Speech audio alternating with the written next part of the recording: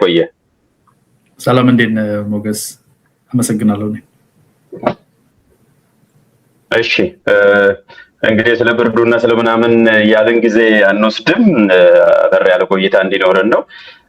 ወደ ዋናው ጉዳያችን ከመሄዳችን በፊት እንግዲህ ዛሬ ብዙዎቻችሁ ብትደክሙ አይፈረድባችሁም። ካለፈው በኋላ ማየት ትችላላችሁ። አሁን ያልመጣችሁ ዲጄ ግርግር ከተማችን ገብቷል። ሩጫ ላይ ነው ያለው ስፒድ ሶ በዛ ምክንያት ሰዎች ተሰላይተው ወይም እዛ ሊሆኑ ይችላሉ። እስካሁን ድረስ ላይ መሰለኝ አንዱ እሱ ነው። ሌላው የተወሰኑ ቪዲዮዎች ማስታወቂያ ነው። የተወሰኑ አንድ ሁለት ቪዲዮዎች በደንብ ቪዚብል አይደለም ሰሞኑ የተሰሩት ያላችሁኝ ያላችሁ፣ እሱን የቴክኒካል ችግር ከዩቲዩብ ገጥሞ ነው። እሱም የሚስተካከል ይሆናል። በዚሁ ወደ ውይይታችን እንገባለን። እንዳው ማንሳቴ ካልቀረ ዛሬ ይሄ ዩቲዩበር ስፒድ መሰለኝ ባልሳሳት ወይ በደንብ ከኔ የበለጠ አንተ ሳትቀርበው አቀርም በዚህ በቴክኖሎጂ የሱ ኢትዮጵያ መምጣትን እንዴት አየው? ቤዚካሊ ወደ ራሱን የቻለ ፕሮግራም ለመስራት ሳይሆን ምንድንነው ያንተ ኢምፕሬሽን? እንግዲህ አይሾ ስፒድ ይሉታል። እኔ ያለሁበት የሚሽገን የሀገሬ ሰው ነው እና ኢትዮጵያ መሄዱ ጥሩ ነው። ላይቭ ወደ 240-270 ሺህ ያህል ሰው የሚከታተለው ኢትዮጵያን ማስተዋወቅ፣ ስለ ኢትዮጵያ የማያውቁ ሰዎች ባህላችንን፣ ታሪካችንን፣ አሁን ያለንበትን ሁኔታ፣ የተሰሩ ዴቨሎፕመንቶችን ብዙ ነገር ለማሳየት ጥቅም አለው። በተለይ በቱሪዝም ዙሪያ፣ በፐብሊክ ዲፕሎማሲ ዙሪያ አንዳንድ ነገሮችን ሰንቀር ለማድረግ ይረዳናል። ጥሩ ነው። እዛ ሄዶ ደግሞ ኢትዮጵያን ትንሽ ለየት የሚያደርጉ ነገሮችም አጋጥመውታል። አሁን ከመግባቴ በፊት የሆነ ስብሰባ ላይ ነበርኩ።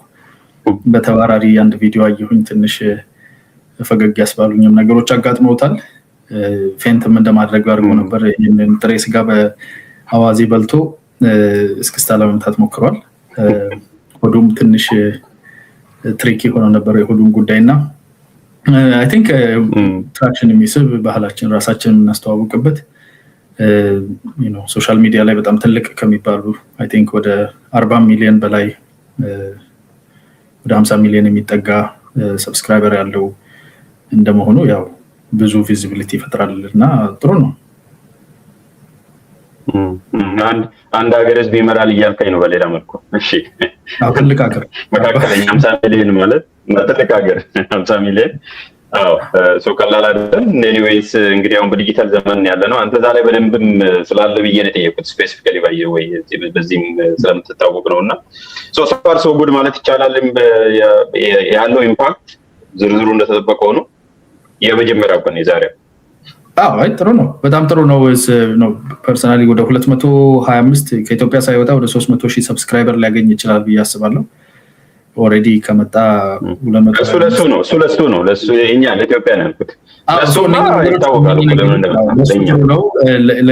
ለኛ ዓለም አቀፉ በተለይ አዲስ ጀነሬሽን ነው። ጀነሬሽኑ እያወቀን ያየ ለኢትዮጵያ ያለው ቪው ኢትዮጵያ የሚባለው ነገር እኮ ምስላችን በሰው በዓለም አቀፍ ማህበረሰቡ ፊት ያለው ስዕል አፍሪካን ኢትዮጵያን እንደ ፈራረሰ የሆነ ጎጆ ቤት ዛፍ ላይ እንደምንኖር በረሃብ እንደምንታወቅ በጣም ብዙ የተበላሹ ዲስቶርትድ የሆኑ ኢሜጆች አሉንና ያደግን ያለን ሲቪላይዝድ የሆነ ማህበረሰብ የቆየ ሲቪላይዜሽን ያለን ትልቅ ታሪክ ያለን እንደሆን ማሳየት ብዙ ነገር አትራክት ያደርጋል። ሰዎች ትራቭል ለማድረግ ቱሪዝምን ለማስፋፋት ነገ ዛሬ ከሱ ጋር እንደዚህ እንደ ጫዋታ የሚያዩ ሰዎች የነገዎቹ ሀገር መሪዎች ናቸው፣ የነገዎቹ ኢንቨስተሮች ናቸው፣ ኢንተርፕረነሮች ናቸውና ከዓለም ጋር ለመተዋወቅ በራችንን የሚከፍት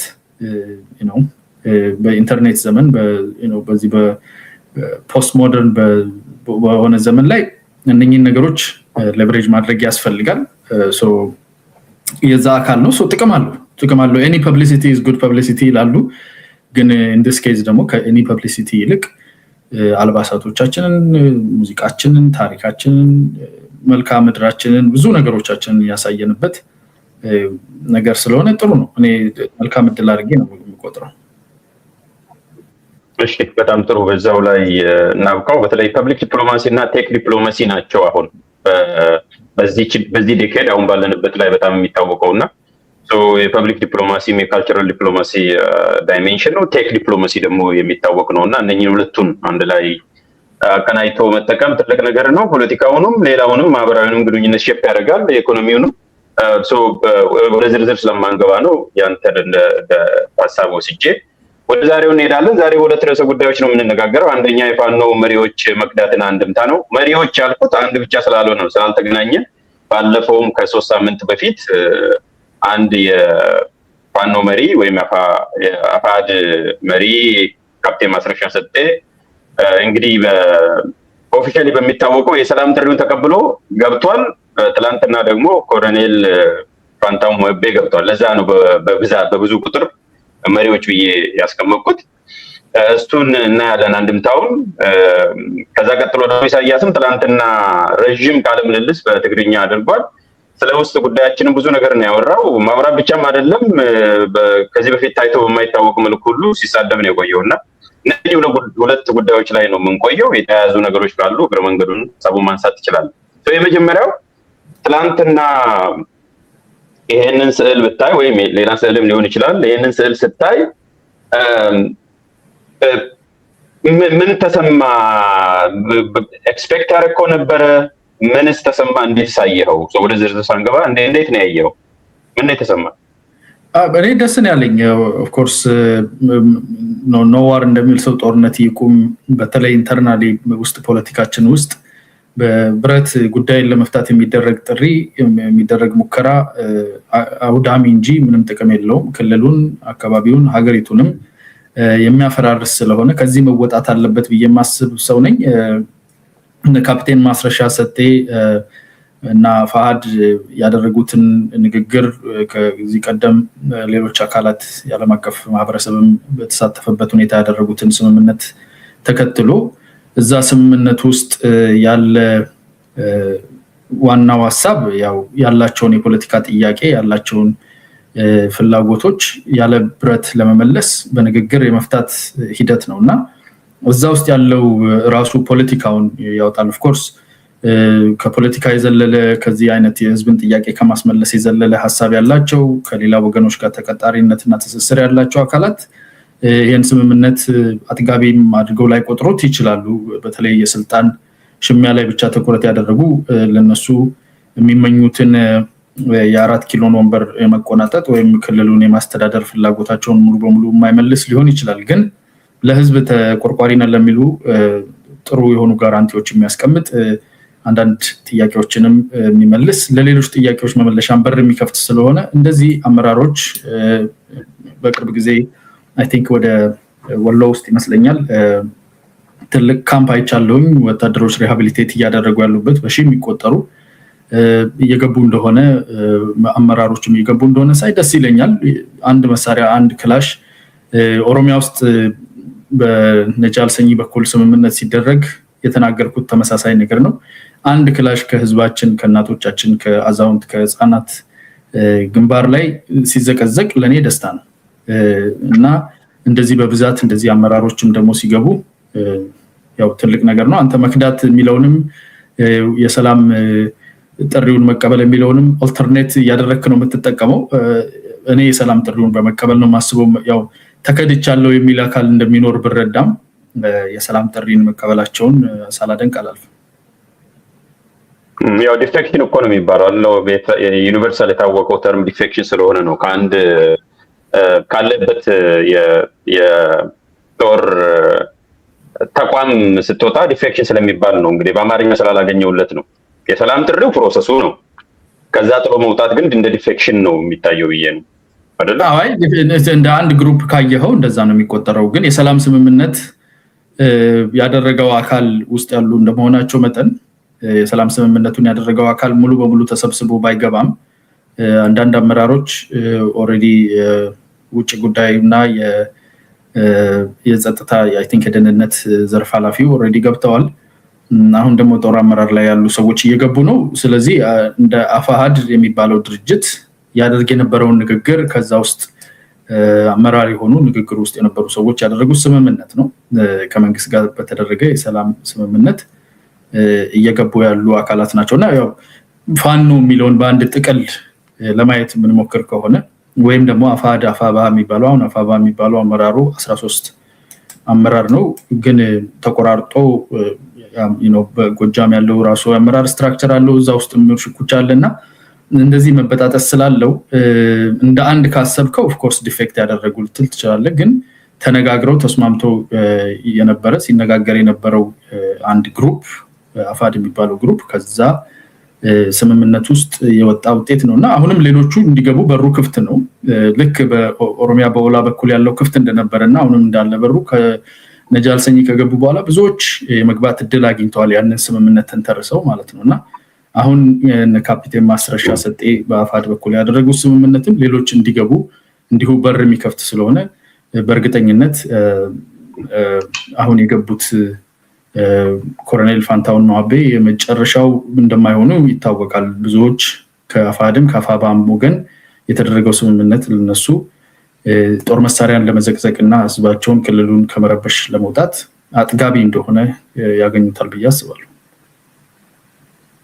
እሺ እንመጣበታለን የረፍሻውንም አንድምታውንም ቀድሞ ሙሉን አንድ ላይ ሰብሰብ አድርገን ስለርክበት ነው ስፔሲፊካሊ እንመጣበታለን እንግዲህ አፋባ ለላም ጥሪው ሲሆን እንደ አንድ ኢንቲቲ ተቆጥሮ ሲያፈነግጥ ወይም ደግሞ ሲከዳ ደግሞ እንደ አንድ ኢንቲቲ አይቆጠርም የሚለውን ፍሬሚንግ ለጊዜው እንተውና ተበታትረው የሚሆን በአንድም ይምጡ ግለሰቡ ከአፋባ ያፋባ አመራር ነበረ ወታደርም ነበረ ከዛ ወደ አሁን ወደ መንግስት ተቀላቅሏል ወይ ወደ መንግስት ባንል እንኳን ከዛ ወጥቷል ኤኒዌይስ ኦፊሻሊ እሱ ላይ ስለምንስማማ የፍሬሚንጉን የሰላም ጥሪ አንተ ያልከውን ባንተ በኩል ያስቀመጥኩን በዛ እንውሰደው ወደ ዝርዝሩ ግን በኋላ እንመለስበታለን ከሌሎቹ ጋር አያይዘ ያነሳው ይልቁንስ እኔ አንድ የፈለኩት ሪአክሽኑም ስላለ ነውና were you surprised የሚል ነበር የመጀመሪያው ጥያቄ አንደኛው ዳይሜንሽን አንደኛው የጥያቄው ክፍል የነበረው ይሄ መሆኑ እንትን አድርጓል ወይ ሰርፕራይዝ አድርጓል በማሪኛ አስደንግጧል እንትን ሆኖባል ዱብዳ ሆኖባል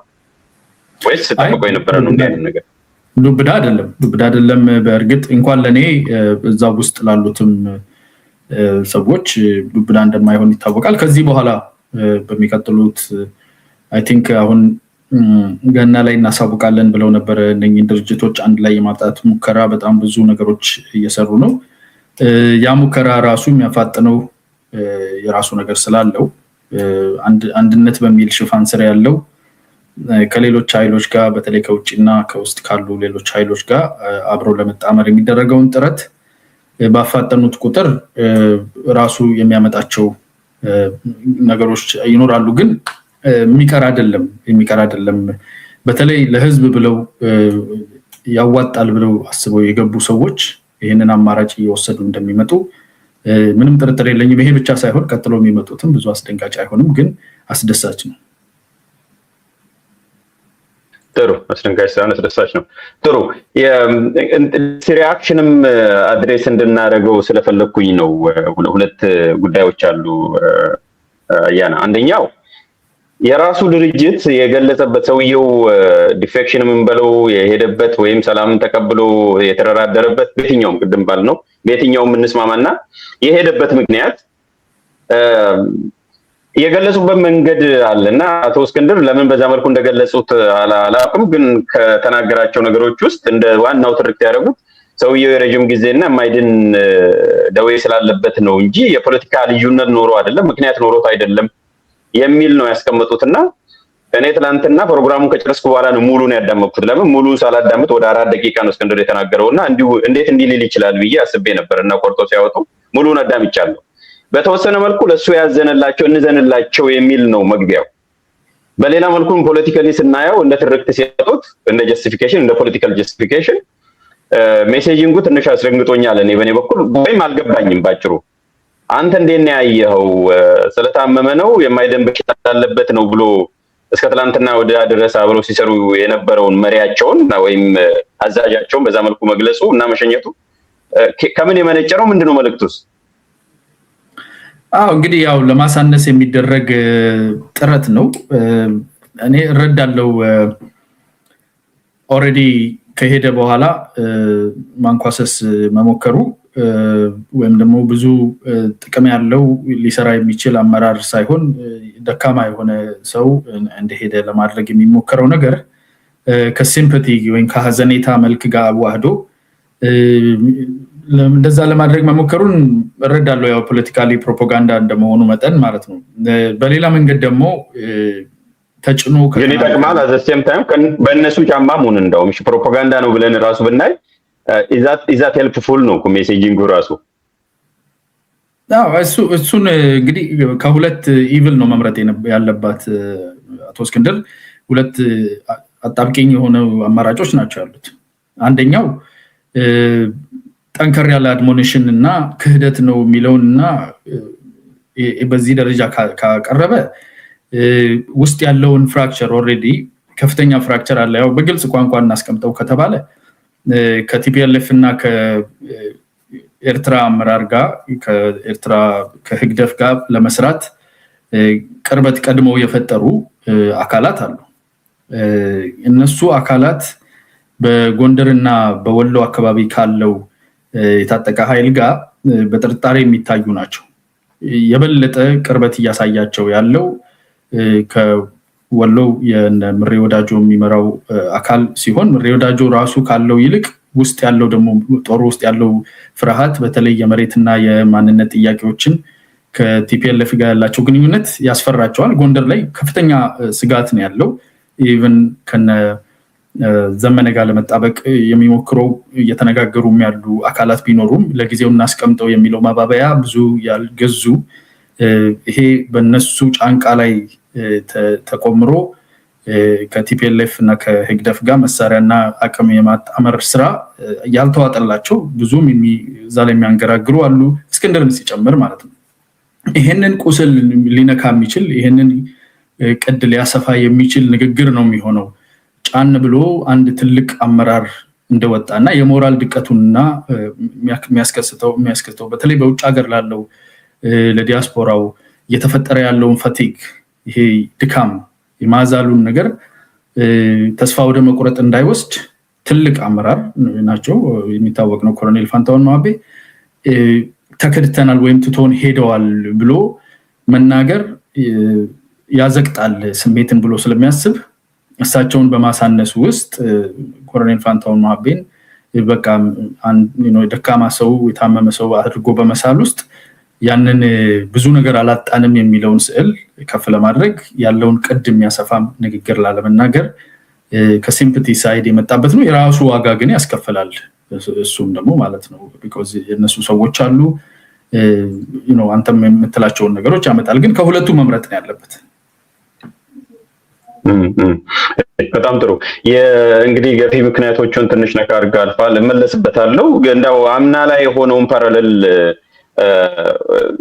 እንትን ማድረግ ፈልጋለሁ ከአምና ጋር ማወዳደር ፈልጋለሁ ለምሳሌ ነጃልሰኝ ቅድም ስላነሳው ሲገቡ የዛው የቀረው ነገም ሲሳደብ አታገኝም ኦንላይን ያለውን ኮሚኒቲም ዲጂታል ኮሚኒቲም ሰውየው ሲያዋርደው በቃ የወጣበትም ምክንያት የተለያዩ ነገሮች ይናገራል እንጂ የሰውየውን ስብዕና ሲያወርዱ አታይም ኢቨን ነጃዋር ራሱ የሆነ መጣጥል ጽፎ ይጭርቻሮን ትይርን ያለው እንጂ በአንድም ነገር ምንም ነገር ስለውስጥ የተናገረ የለም ያልመረውም ወጥቶ አልተናገረም ሌላውም አክቲቪስት ሲናገር አልሰማውም በዚህ ማለት የስብዕና አርድ ሲያደርጉ አልነበረምና አልሰማውም ያን ተከሰማ ነገር ምንድነው እንደዚህ አይነት ካልቸር በሆነ ስትለያይ ትላንትና አንድ ጊዜ ስትክበው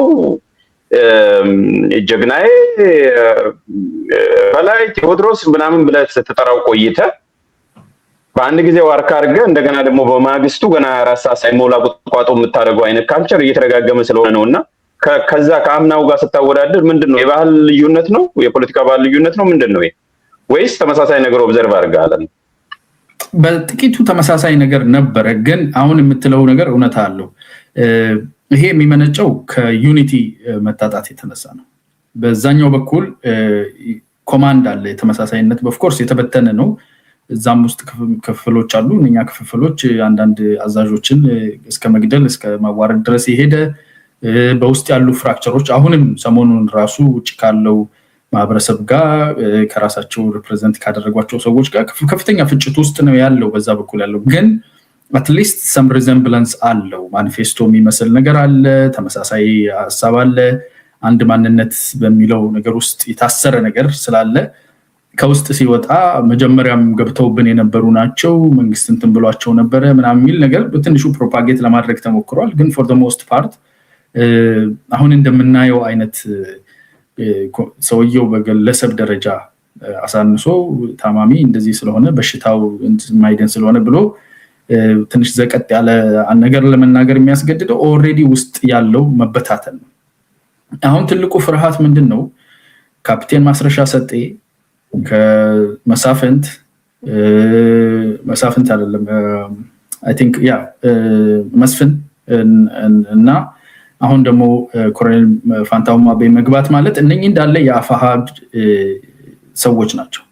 አፋሃድና አፋባህ ሊጣመሩ እየሞከሩ ባለበት ሰዓት ላይ የአፋሃድ ሰዎች ሲወጡ አሁን እየመጣ ያለው ሌላ ከአፋባህ ሰዎች የሚመጣው ንግግር ምንድነው? ኦሬዲ ይሄ ኮምፕሮማይዝድ የሆነ አካል ነውና ይሄንን አካል ከተጣመርን ነገ ከመሃል ይዘውን የሚወጡ ወይ ኢንፎርሜሽን ይዘውብን የሚሄዱ ወይ የሚያስበሉን ናቸው። ስለዚህ ከነሱ ጋር መጣመር አንድነት ተብሎ ሲሰበክ የነበረውን እስካሁን ሲሰራበት የነበረውን አንድነቱን ራሱ አፕሪሄንሲቭሊ ማየት ተጀምሯል።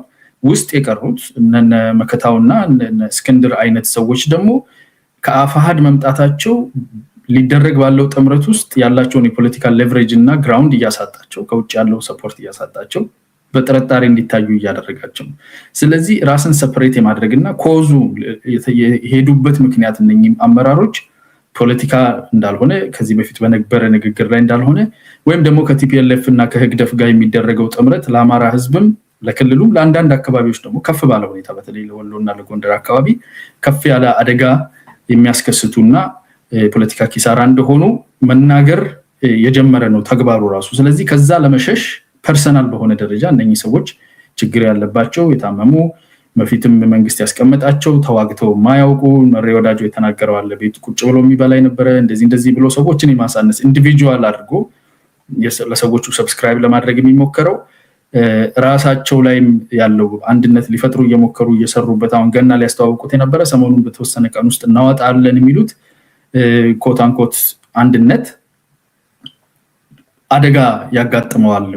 እንደዛ አይነት በግለሰብ ደረጃ ለሰዎቹ ወስዶ መስጠት ካልተደረገ አፋድ ታምኖ ከአፋባህ ጋር ሊጣመር የሚችልበት እድል በጣም እየዘቀጠን እየመጣ ያለው። ይሄ ማለት ደግሞ ነገ ሌሎችም በአፋድም በአፋባህም በኩል ያሉ ሰዎች የሰላም አማራጭን የተሻለ አድርገው ለመውሰድ በሩ ይከፈታልና ያንን ብሊዲንግ ለማስቆም የተደረገ አንድነት የሌለው አካል አንድነት ለመስራት እየሞከረ ያለ አካል እንደሆነ መጠን ያንን ብሊዲንግ ያንን እየፈሰሰ ያለውን መድማቱን ለማቆም የተደረገ ፓቺንግ ነው። ጥሩ። በዛው አንዱን ስለጀመርከው ወደ ገፊ ምክንያቶቹ እንሂድ። ማለት ይሄንን ውሳኔ እንዲወስኑ ያደረጋቸው አሁን የሰላም ስምምነት ወይም ድርድሩ ቅድም ያልከውን ፍሬምወርክ እሱን አስቀምጥና እሱን ትተህ በዚሁ ሪዝን ፋን ነው ኢንተርናል ፖለቲክስ ማለት ነው የጀመርከው ምንድነው የገፋው? በማለት እነኚህ እየወጡ ያሉትን ወይም እየከዱ ያሉትን ምንም ስም እንስተው ምንድነው ገፊ ምክንያቱ? ምንድነው የገፋቸው? ይሄን ውሳኔ እንዲወስኑ የሚያደርጋቸው ምክንያት ምንድነው? ለምሳሌ ትላንትና አንድ ሚዲያ ላይ ምንድነው እጅ ከሚሰጥ ለምን አይሞትም የሚል ነው የሰማሁት። ለምን አይሞትም ወይም ወደ ዩጋንዳ እና ወደ ጎረቤት ሀገር ለምን አይሰደድም የሚል አስተያየት ሲሰጥ ነው ሚዲያ ላይ ነው ቤዚካሊ። እና እንግዲህ ጎረቤት ሀገር ኤርትራንም ይጨምራል መሰለኝ አሁን ሪሰንትሊ ዩጋንዳ ቀጥሎና ጎረቤት ሀገር በስም አልጠሩም ወደዚህ ለምን አይሰደድም የሚሉ ሰዎች ነው ያሉት። እንግዲህ ፈርስት ኦፍ ኦል ሲጀመር እነዚህ ሰዎች እኮ እንኳን ለመሞት አይደለም ላለመታሰርም ሀገር ጥለው ሄዱ ናቸው። ቱ ቢግን ዊዝ ወደ ሞራል ወደ እንትኑ ወደ ጀስቲፊኬሽን ወደ ኢቲክስ ስንሄድ እሱ ሌላ ጉዳይ ነው። ምን ዝርዝሩ ልተውና ጥያቄውን እንደወረደ ጠይቀ ገፊ ምክንያቶቹ ምንድናቸው? እነዚህ ሰዎች የውሳኔ እንዲወስኑ የተደረገበት ምክንያት ምንስ ቢቸገረው ቢሞት አይቻልም ወይ ስላሉ ነው አብረው ስለሚያያዝ ነው። ይሄንን እንዳንድ ምሳሌ መጣው። ምንድናቸው ገፊ ምክንያቶቹ ላንተ? እንግዲህ ህመምና ችግር ቁር ሸሽቶ ወደ ቤት የመግባት ጥያቄ ከተነ